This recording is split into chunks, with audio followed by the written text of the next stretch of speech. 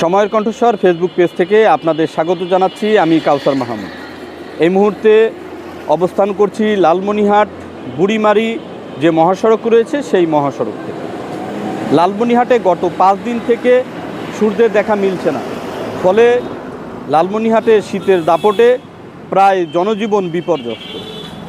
এতে বেশি ক্ষতিগ্রস্ত হচ্ছে চরাঞ্চল এবং সাধারণ যে খেটে খাওয়া মানুষ রয়েছে সেই খেটে খাওয়া মানুষগুলো।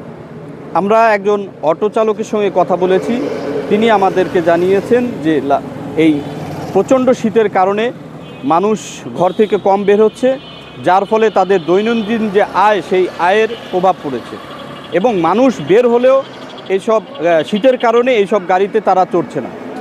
আমরা চরাঞ্চলগুলোতে দেখেছি সেখানে শীত বস্ত্রের অভাবে তারা মানবতর জীবনযাপন করছে।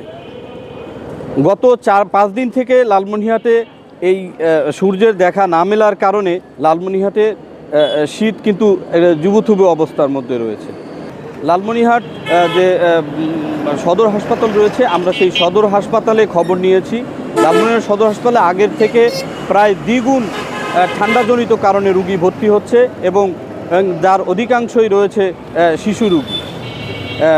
লালমনিরহাটে সিভিল সার্জন রয়েছে, তিনি আমাদেরকে জানিয়েছেন যে আগের থেকে প্রায় দ্বিগুণ রুগী ভর্তি হচ্ছে এবং তারা অধিকাংশই নিউমোনিয়া, ডায়রিয়া বা ঠান্ডাজনিত যে রোগগুলো রয়েছে সেই রোগগুলোর কারণে। আমরা লালমনিরহাট যে ডিসি মহোদয় রয়েছেন রকিব হায়দার, তার সঙ্গে আমরা কথা বলেছি। তিনি আমাদেরকে জানিয়েছেন যে তারা ইতিমধ্যে শীতার্তদের মাঝে 10,000 শীতবস্ত্র বিতরণ করেছে এবং আরও 50,000 শীতবস্ত্র বিতরণের তাদের প্রস্তুতি রয়েছে। কুড়িগ্রাম যে আবহাওয়া অধিদপ্তর রয়েছে সেই আবহাওয়া অধিদপ্তর থেকে আমাদেরকে জানিয়েছেন 10 থেকে 12 ডিগ্রি সেলসিয়াসের মধ্যে ওঠানামা করছে এবং আগামীতে এই শীত আরও বাড়তে পারে বলে তিনি আমাদেরকে জানিয়েছেন। লালমনিরহাট থেকে এই ছিল সর্বশেষ শীতের আপডেট। কাউসার মাহমুদ, সময়ের কণ্ঠস্বর, লালমনিরহাট।